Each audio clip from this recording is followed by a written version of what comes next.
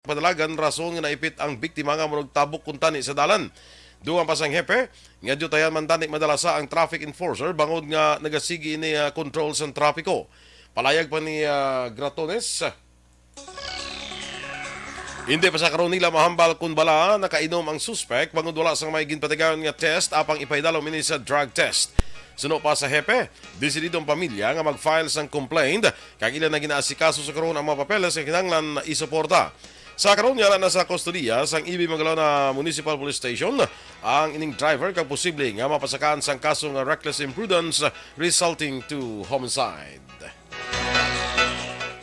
Nakaluwas ang isa ka senior citizen matapos ang gitiro sa parking lot sa SM City, Bacolod, South Wing, Barangay 12, Siyudad sa Bacolod, kahapon sang hapon Huwebes. Sa Interviews Action Reports afternoon edition, ginpahayag ni Major Ramel Sarona, ang hepe sa Police Station 1, nga ginkilalang biktima nga si Cesar Ledesma, 72 anyos, residente sang Barangay Lihis, kag may negosyo nga real estate. Sino kay Sarona, buksan kuntani isang biktima nga salakyan nga Ford Everest sa parking lot, sang gintiro sang gunman. Nakaluwas ang biktima pero naigo ang nawala nga bintana sang salakyan sa driver seat. Na-recover sa crime scene ang duha ka basiyo sang wala pa mabaloan nga armas lothang. Ginausisa pa karon sa kapulisan kung nagalakat o kung nagasakay ang gunman kag may gina-review na ang CCTV. Una na ginpahayag ni Valladolid Vice Mayor Roelio Gore nga naulamid ang Toyota Grandia van sa iyang magulang nga naka-parking man sa mga lugar kag nakaluwas ang driver nga yara sa sulod sang salakyan. Nagaparking lang niya ang salakyan. Actually, iya din sa akon niya, Brad. No, ang restro sini nakapangalan man sa kay Brad. Then nasa lapat lang ni which is ang target is atong dito sa piyak nga porsyon lapit kay Gadalan. Kay after initial nga ang gunman is dito sa sagwa nga side. So may target ang ining isa ka unit nga Everest nga Ford. Ang kabahin sa pagpahayag ni Valladolid Vice Mayor Roelio Gore.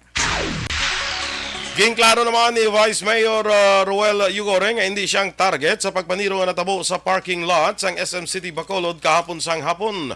Duha ka masalakyan ang imbolbado sa pagpaniro, isa ini ka Ford Everest. Ginaligar mo ang target samtang naumid naman ang Toyota Grandia nga van nga tag-iya mo ang magulang sang Vice Alcalde. Sa inisyal nga pagpangusisa sang kapulisan, ang gunman ang yara sa gwa sang parking lot sang mall. Sa interview sa Action Radio, ginpahayag ni Yugore wala siya gin-ambush kag naumid lamang ang iyang sining van nga naga-parking. Nagapasalamat man si Yugore bangod yara ang driver sa sulod sang van apang wala ini sang igo sang bala. Patay naman ang isa ka senior citizen matapos ang ginluthang sa iyang puloy-an sa Hacienda Alicia, Barangay 5, Banwa, sang Isabela, pasado las 8 sa Miyerkules sang gabi, Disyembre 14. Ang biktima ang ginkilala kay Narciso David, 74 anyos, kasal kag residente sa amuman nga lugar. Suno kay Police Captain Joseph Partidas, hepe sa Isabela PNP, ginabrihan ni David ang pertahan sang iyang balay matapos magpanuktok ang duha ka malalaki. Dugang pa may ginapangita nga isa ka lalaki ang duha ka masuspetsado kag sang pagkakita o kung pagkakita nila ginabrihan sa biktimang pertahan, gulpi na lang siya gintiro. 3 kapilas sa dughan ang naangko ni David nga gintunaan sang iya kamatayon. Nagapati naman si Partidas nga nasalan gid lamang ang biktima. Sa karon nagapadayon pa ang investigasyon sa kapulisan sa pagkilala sa mga suspect. Ginaulat naman sa Provincial Fire Marshal Fire Superintendent Kim Silesio ang resulta sang drug test na masobra sa 600 ka mga commission kag non-commissioned officers sang Bureau of Fire Protection sa Bacolod kag probinsya matapos nagpatigayon sang unannounced mandatory drug test sang Miyerkules nga adlaw. Suno kay BFP Negros Occidental spokesman Fire Officer 1 Sheena May Valero, samtang ginahiwat ang simultaneous inspection sang BFP standard uniforms and accounting of personnel, nasurpresa ang mga bumbero sa pag-abot sang SOCO personnel kag tanan ginpaydalom sa mandatory drug test. Duga pa ni Valero, si BFP Provincial Director Superintendent Kim Silesio mismo ang nagpanguna sa among aktibidad nga nagalaom nga mangin negatibo tanan ang resulta sa drug test apang kung mayara gid man magpositibo sa pag-usar sa illegal nga droga, mahimo magapangatubang sang kaso administratibo. Blanco pa ang kapulisan sang Sipalay PNP sa motibo kag sospetsado sa pagluthang sa duha ka malalaki sa Sitio Camp Valdez, Barangay Mambaroto, siyudad sang Sipalay sa Miyerkules sang hapon, Disyembre 14. Patay ang driver sa motorsiklo nga ginkilala kay Jomel Espora, 40 anyos, samtang pilaso naman si Rogie Fajardo, 23 anyos, kag pareho nga residente sang Barangay 5 poblasyon sa among nga siyudad. Sudo kay Police Lieutenant Anthony Saing, Deputy Chief of Police sang Sipalay City Police Station, riding in tandem ang nagtiro sa biktima. Duga okon sa mga biktima kag dugang panisaing ginsundan sa mga suspect ang biktima kag sa nga nag-abot sa talaklaron nga bahin sang dalan didto kag ginhimo ang krimen. Wala man sa record sa kapulisan ang duha ka mabiktima. Sa karon ginausisa pa sa kapulisan ang pinakarason sa krimen. Naaresto naman ang duha ka mga persona matapos maaktuhan nga nagasuyop sang illegal nga droga sa kilid sang dalan dira sa Hacienda Malaga, Barangay Robles, Banwa sa La Castellana pasado las 3 sang kagahon kahapon Disyembre 15. Ang mga nadakpan ginkilala nga Sanday Felicito Paunilian, 22 anyos, kag Vicente Castañares, 27 anyos, kag pareho nga residente sa amuman nga lugar.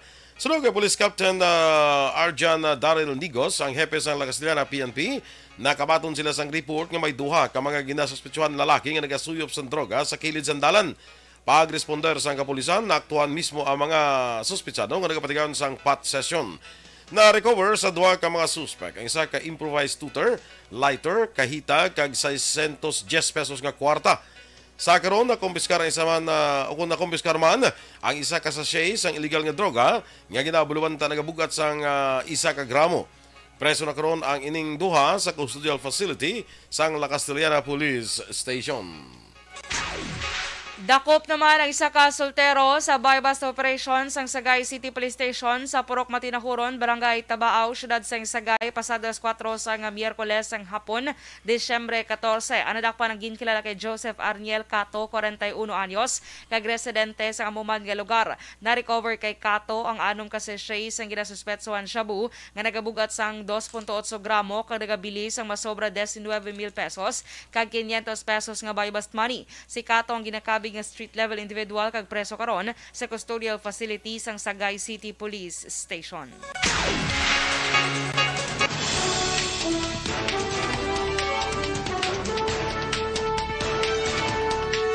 Action Radio Philippine Standard Time, las 6:09.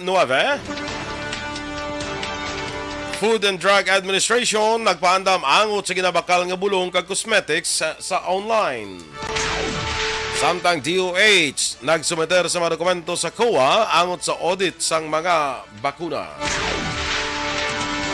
Ang detalye sa mga balita nasyonal sa magbalik sang aksyon Balitang Bayan numero 1. Pasalamat kami sa inyong mga bulong nga isa ini nga nakatabang sa amin din. Sa liwanag.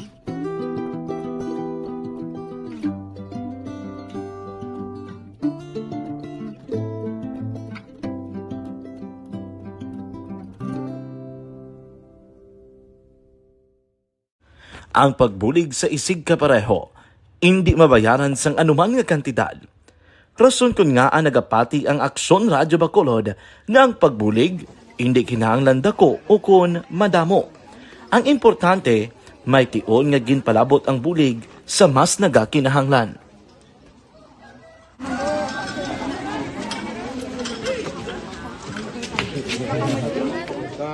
So salamat man kay nag-abot kita diri sa Purok Kalubihan Boss no, sa Barangay Mailom. We understand nga daw talaga sala na din sa kaan nga lugar sa periyos nga mga activities. So nagpasalamat kita kay nakaserbisyo kita sa madamo naton diri nga mga pumuluyo no. Pasalamat man kita kay Kapitan I. Torres sa mga katapos sang Bago City Health Office sa lokal pumuno ni Dr. Ferdinand Mayoga. Kag sa tanan nga pumuluyo dire sa Purok Mailom, sa Barangay Mailom for welcoming us sa atong sining medical mission dire. We hope someday makabalik kita dire kag makahatag liwat sa kun ano aton nga ma-share sa aton nga mapumuluyo dire sa Barangay Mailom. Ang Barangay Mailom sa siyudad sang Bago ang isa sa pinakamalayo nga barangay sa amuman nga siyudad. Aminado naman ang pila ka mga residente sa lugar nga tumalagsahon lamang sila nga makabaton sang pila ka mga serbisyo gikan sa gobyerno bangod man sa kalayuon sang ilang nga lugar. Ilabi na ang bulig para naman mapaayo pa ang ila ikaayong lawas. Rason ko nga nagapasalamat sila sa Aksyon Radyo Bacolod nga naghimo sang inisyatibo nga malabot ang ila komunidad kag mahatagan sila sang mas nagakaigo nga pagbulig. At sa mga nga wala kwarta para magpa-check up. Nagano kami libre sila nga check up diri hatag nga mga bulong kag vitamins sa mga bata man damo kita salamat. Nanging kaupod man sang Aksyon Radyo Bacolod sa sininga aktibidad ang katapo sang Bagos City Health Office gikan man sa ila local government unit sa pagpanguna ni Mayor Nicolas Yulo. Kaupod man ang Barangay Council sang Barangay Mailom sa syudad sang Bago. Yes, good morning mga ka-aksyon and good morning Action Doors. Good morning, Action Boy. Kag sa mga ka-action tama yung aga and happy Friday. Yes, happy Friday. Sa Today inyo. is December 16. 9 days to go na gid lang mga ka-aksyon kag mag-abot na ang adlaw sa aton nga Paskwa. Yes. Kag 16 days to go before 2023. Kag karon nga adlaw December 16 Action Doors, first day ni siya sang Misa de Aguinaldo. Yes. Misa de Gallo sa simbahan. Tapuson ko hindi na. Tapusa. Eh, medyo laway ko ng time. Sina. Namawya.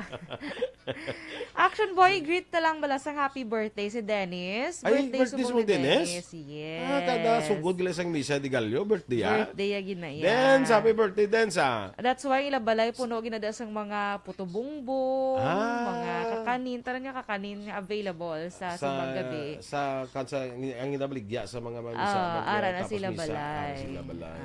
So then, the Press Dennis Richard Tiboroma, happy 43rd anniversary. Birthday. 43rd birthday. 43rd birthday. Oo. Oo, Kabay kabay pa pa nga nga- makalambot kapag 44. Yes, correct.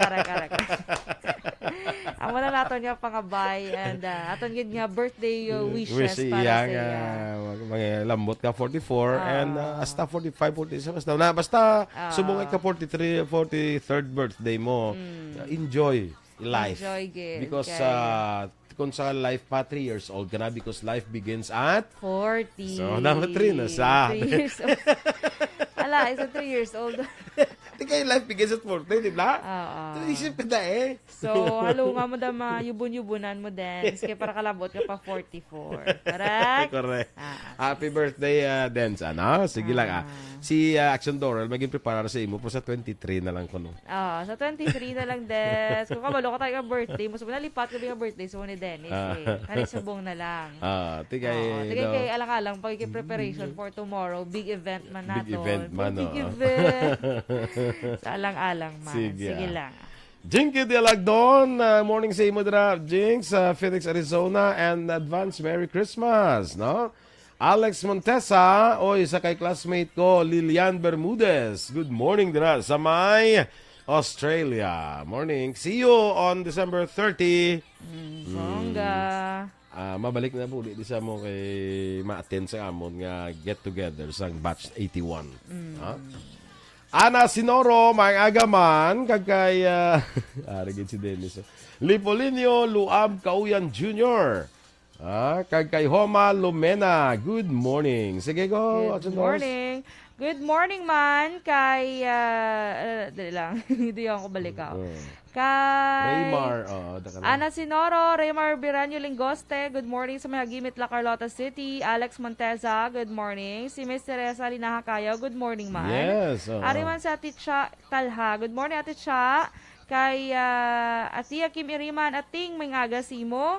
Kay Ray Flores Barrioga, good morning man. Happy birthday kay Rafaela Barrioga kuno kag kay Dennis. Happy birthday. Happy birthday. Kay Edwin Escopel, good morning from Cabuyao City. City ng Cabuyao? Siguro yung number, yung mga Laguna na, di ba? Oo. Kay Reynaldo Novis, good morning from Barangay Batuan, Valladolid. Ari lang kami ga-monitor. Salamat. Nancy Docto Docado, good morning man. Taga Esmeralda ko, no? Sa Bago City na. Sa Bago Barangay City. Poblasyon, Family- Bago City. Yes. Si Alma Calanza, good morning kay Docado family. Miss Jeannie Sulgon, good morning. Kumusta mga kapahuan tada? Correct. Kay Baby Gregorio Yulo, good morning man. Franklin Panagiton. Good morning. Faustino Capino Navarro Jr. Good morning, man. Dennis Nuestro, maayong aga. Ruel Hipilga, good morning. Merry Christmas in advance. O yari si Sir Lester Ray Benitez, Action Boy. May Yes. aga, Sir Lester. Yes, good morning. And- Kagkay Ayes dira, kagaya Yes. fire. And thank you so much, Gid, sa 100,000 stars. Yes, salamat. Oo. Andre Ojuelar, good morning, man. Belated birthday ko no sa maabot nga people on earth. Ano naman? No? Sige, standby na sa mga balita national. Pasalamat kami sa inyong mga bulong nga isa ini nga nakatabang sa amin din. Sa liwanag.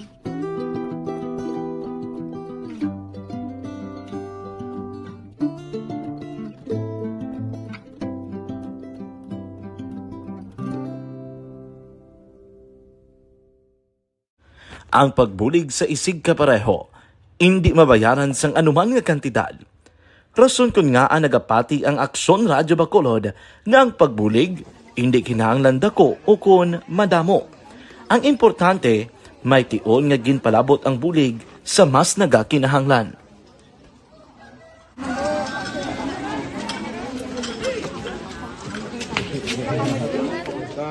So salamat man kay nagaabot kita diri sa Purok Kalubihan Boss no, sa Barangay Mailon. We understand nga daw talaga sala na din sa kaan nga lugar sa periyos ni nga mga activities. So nagapasalamat kita kay nakaserbisyo kita sa madamo naton diri nga mga pumuluyo no. Pasalamat man kita kay Kapitan I. Torres sa mga katapo sa Bago City Health Office sa pagpumuno ni Dr. Ferdinand Mayoga kag sa tanan nga pumuluyo dire sa Purok Mailom, sa Barangay Mailom for welcoming us sa atong sining medical mission dire na. We hope someday makabalik kita dire kag makahatag liwat sa kun ano aton nga ma-share sa aton nga mapumuluyo dire sa Barangay Mailom. Ang Barangay Mailom sa syudad sang Bago ang isa sa pinakamalayo nga barangay sa amuman nga syudad. Aminado naman ang pila ka mga residente sa lugar nga tumalagsahon lamang sila nga makabaton sang pila ka mga serbisyo gikan sa gobyerno bangod man sa kalayoon sang ilang nga lugar. Ilabi na ang bulig para naman mapaayo pa ang ila ikaayong lawas. Rason ko nga nagapasalamat sila sa Aksyon Radyo Bacolod nga naghimo sang inisyatibo nga malabot ang ila komunidad kag mahatagan sila sang mas nagakaigo nga pagbulig. At sa mga ano nga wala kwarta para magpa-check up. Nagano kami libre kasi sila nga check up diri hatag nga mga bulong ng vitamin sa mga bata man naman damo gid salamat. Nanging kaupod man sang Aksyon Radyo Bacolod sa sining nga aktibidad ang katapo sang Bago City Health Office gikan man sa ilang local government unit sa pagpanguna ni Mayor Nicolas Yulo. Kaupod man ang Barangay Council sang Barangay Mailom sa syudad sang Bago. So una nagapasalamat. Action Radio Philippines Standard Time, las 6:19. Sa detalye man sa ato nagapanguna nga mga balita nasyonal. Nagpaandam naman ang FDA sa publiko batok sa pagbakal sang produkto kaangay sang pharmaceuticals, cosmetics o kung pagkaon online. Sudo kay FDA Public Information Officer Attorney John Benedict Aguzar, hindi ma-verify ang mga nagabaligya online kung mayara sila sang license to operate o kung certificate of product registration. Suno sa FDA, maayo sa gyapon ang pagbakal sang pharmaceutical products kaangay sang bulong kag supplements sa mga FDA accredited establishments pareho sang botika bangod mayara sila sang nagakaigo nga permit. Nagpanugyan ang FDA sa publiko nga i-check ang ilang website o kung social media pages para sa mga advisories o kung health warnings.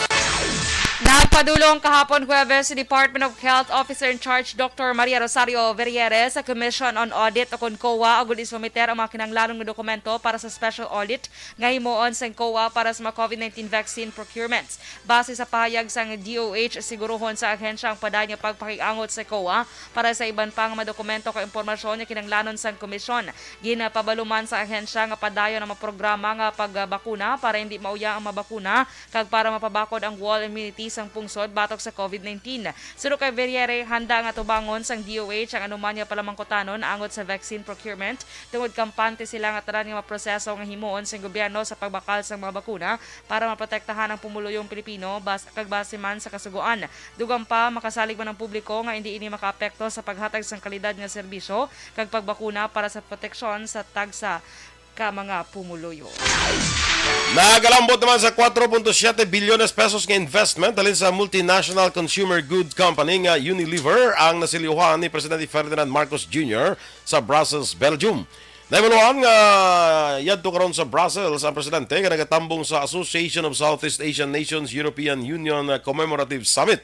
Sunod kay Press Secretary Officer in Charge sa Undersecretary Cheloy Garafil, nakuha sang presidente ang investment kadungan sang pagpasangkad sang kompanya sa ilang negosyo sa pungsod. Ginatarget man sang Unilever nga himuon nga automated kag digitalized na ang operasyon sa Pilipinas.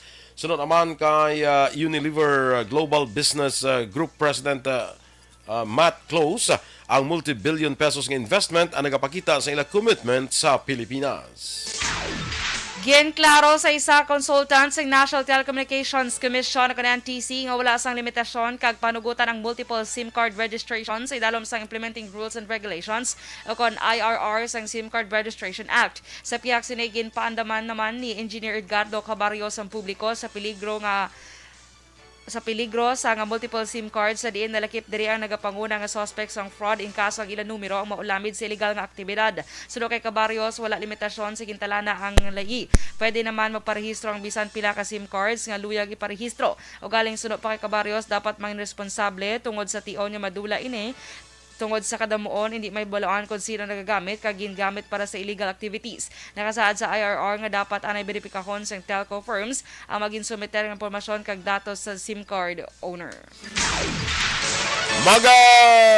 Establish naman ang COMELEC sa satellite prison registration sites. Sa naligan ng Setyembre, gintugutan sa Korte Suprema ang mga persons deprived of liberty nga makaparehistro kag makaboto.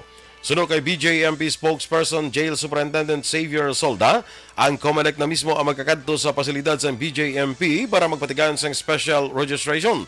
Duga pa ni Solda, sa unang inadlaw sang registration, madamo sa mga pumuluyo ang nagkadto sa talatapan sang COMELEC, rason nga ang mga BJMP wardens ang nagapakig-angot sa ahensya para sa schedule sang registration. Disqualify sa COMELEC 2nd Division si Cagayan Governor Manuel Mamba bungod sa paglapas ng spending ban sa 2022 elections. Ginkilala ang petitioner nga si Zara Rose de Guzman Lara nga naluto sa eleksyon nga may madata nga vote buying gamit ang ginaligar pondo sang probinsya. Sa ginpagawa nga statement sa COMELEC na paslawan ang petitioner nga pamatud-an nga si Mamba ang imbolbado sa vote buying pero may mabakaw ng ebidensya nga iya ginlapas ang 45-day ban sa pagpagawa sang public funds antes ang eleksyon. Sunod sa COMELEC, ililamang gin-example ang isa ka programa sa LGU sa ban ang No Barangay Left Behind Project pero may kondisyon nga dapat ang pondo nga ginusara ang ma-report. Sunod sa COMELEC, wala sila naghatag sang express exemption sa duwa kay iba pa nga programa ni Mamba ang Oplan Tulong sa Barangay kag Krusada kontra Korupsyon. Sunod kay COMELEC spokesperson John Rex Laudianco, pwede pa makafile sa motion for consideration si Mamba sa sulod sang 5 ka adlaw kag ini ipasaka sa Commission and Bank. Si Mamba ang ikaduha nga gobernador nga gindisqualify sa COMELEC matapos ang Mayo 9, 2022 nga eleksyon. Gindeklarar sang DNR nga illegal quarrying ang pagkutkot sang duta sa New Bilibid Prison. Sunod kay Bureau of Corrections OIC Director Gregorio Katapang, maga-file na sila sang reklamo batok sa mga responsable. Duga pa ni Katapang, may nag-ako na nga sila ang nagkutkot sa lugar, rason nga naibaluan na kung kay sino ipasaka ang reklamo. Una ang gitpahig ni Suspended Bucor Chief Gerald Bantag nga ang excavation sa NBP ang para sa scuba diving nga ginpunduhan sang Agua Tierra Oro Mina Development Corporation. Suno kay Atom President Virgilio Bote, nag-atras na ini sa ginkasugtan nga ginsudlan nga kontrata kaupod si Bantag. Matapos ang duha ka tuig nga pandemya, ginatugutan na sang BJMP ang face-to-face nga pagbisita sa mahimata sa nga preso. Sunod kay Jail Superintendent Xavier Solda, spokesperson sang BJMP, prioridad sa listahan niya pwede makabisita ang mga immediate families ang mga PDL. Dapat ang magabisita ang fully vaccinated kontra COVID-19. Sunod sa BJMP, sa mga hindi bakunado, dapat sila ang may negative results ang RT-PCR test, 72 ka oras antes sa pagbisita, ka 24 oras naman para sa antigen results. Suno kay Solda, nagligad ya bulan sang nagpatigan sila sang contact visitation pero mayara sang physical barriers pero subong sila ang makapungko lang sa bangko o may isa ka lamesa kag pwede na nga magkamustahanan. Action Radio Philippines Standard Time, last size 26. Birthday gali Action Doors ni Andrea Huelar. Ay, happy birthday! Belated birthday sa iya gali. Sus. Belated happy birthday, Andrea Huelar. Kaya nga mo tangli belated birthday sa akon. So sa iya gali sa kay iya. Andrea Huelar. Sige. Si Dennis, siya 46 to be exact gali. Ay, okay. Happy 46th birthday, Dance. Kabay pa maka 47. Sorry, Dance, ha. Nagsala lang ko. Oo. So, kabay pa maka 47. Kay na tanaw ko si mo, 43 lang yung tsura mo eh. 46 na gali. 46 na siya. Russell Gomez, Veronica Santillan Manukan, Stella Maricelis, good morning. Ruby Argenti de la Luna, Jaisel Castro, Ana Baez Dolioso, kag Ma'am Vanessa Mayo, good morning dira sa imo and Dr. Matt Mayo. No? Grabing snow sumong sa Minnesota. Roberto Hiraposco Caraballo, Ray Marlingoste, Francisco Guanco, kag Marvin Banjor. Good morning man, shout out nyo kay Juji Dumitri. Standby na sa Action Report, second portion o pag-action Fred Salanga. Balikay naman kita sa Action Balita Morning Edition. Upod yapon sa inyong news team. Action Dorel Cabal. Kag-Action Boy Duran. Una sa balita, una sa aksyon. Sa Bacolod Action Radio. GSM Blue.